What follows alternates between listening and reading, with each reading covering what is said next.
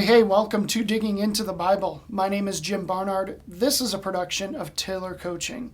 All right, it's day 44, Hank Aaron's number, rest in peace. Today we are seeing the conclusion of this council meeting. Yesterday we saw that they gathered and there was no small dissension. This debate about whether the Gentiles who are coming to a saving knowledge and a trust of Jesus, whether they basically have to convert to Judaism first before they can be truly Christian. It's crazy to me. I actually want to call out a verse here from yesterday's section that I didn't have time to really focus on. This is verse 10. Now, therefore, why are you putting God to the test by placing a yoke on the neck of the disciples that neither our fathers nor we have been able to bear? They're talking about circumcision. We're asking these men to become circumcised, and yet, it says here, we haven't had to bear that. Well, aren't you circumcised? Like, what's happening here? Well, yes, they were, but it was when they were an infant, just a few days into life. They weren't grown men having to go through that. They didn't have to bear that. That's what they're asking these men who are converting, over to Christianity to do. Like, go and mutilate yourself, go through that trauma. We haven't had to bear that, but you should have to. It's a totally different thing. It is actually apples and oranges. So that's what's on the table here. Let's see how the council meeting ends here by going ahead and digging in. This is Acts chapter 15, starting at verse 12. And all the assembly fell silent, and they listened to Barnabas and Paul as they related what signs and wonders God had done through them among the disciples. After they finished speaking, James replied, "Brothers, listen to me. Simeon has related how God first visited the Gentiles to take from them a people for his name. And with this the words of the prophets agree, just as it is written. After this I will return, and I will rebuild the tent of David that has fallen. I will rebuild its ruins, and I will restore it, that the remnant of mankind may seek the Lord, and all the Gentiles who are called by my name, says the Lord, who makes these things known from of old. Therefore, my judgment is that we should not trouble those of the Gentiles who turn to God, but we should write to them to abstain from the things polluted by idols, and from sexual immorality, and from what has been strangled, and from blood. For from ancient generations Moses has had in every city those who proclaim him, for he is read every Sabbath in the synagogues." Okay, so first of all, the assembly fell silent. The first section said there was no small dissension. There was a lot of debate. But then they did the job of also falling silent and listening and, really taking this into deep consideration.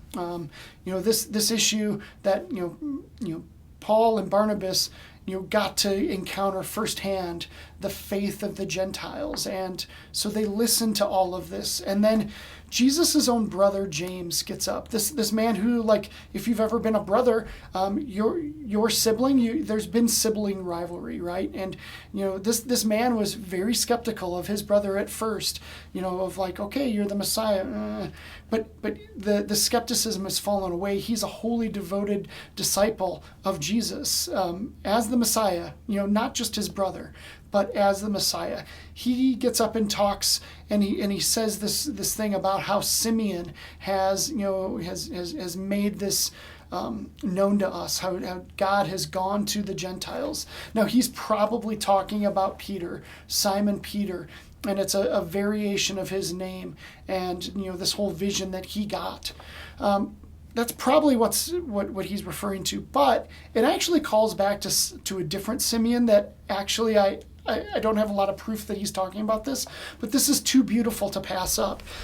Back in Luke, Luke is the author of Acts, and so Luke wrote his gospel in Luke 2, starting at verse 29. This man Simeon, who when Jesus is going to the temple to get his own circumcision, he's been revealed that he's going to see the Messiah before he passes away. And so he's there waiting expectantly.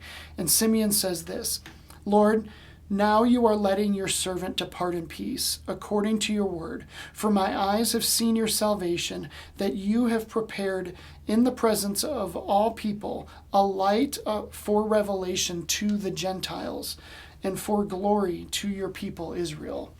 I don't have proof that this is what James is referring back to, but there's so many callbacks that are made to this not just being a faith for the Jews. This is a faith for anyone who believes. And gosh, it's so good. So everything lands here with James' words of saying, no, we need to champion the things of grace. We need to champion the things of righteousness. Not the rules, not what's right, but what is righteous. And, we should write to them about, being polluted by idols and sexual immorality and all these things that tend to taint us. It's not about, the tangible rules of things like circumcision or like any of the things of the Judaism tradition. It is about doing what is righteous, and that's what's important. So that's what I have for today. Tomorrow we will see the council writing a letter to the Gentile believers, and it's this decree that's so good to them. So I'm way over time. Thanks for watching. Thanks for listening. I'll see you tomorrow as we continue on with Acts chapter 15. I'll see you then.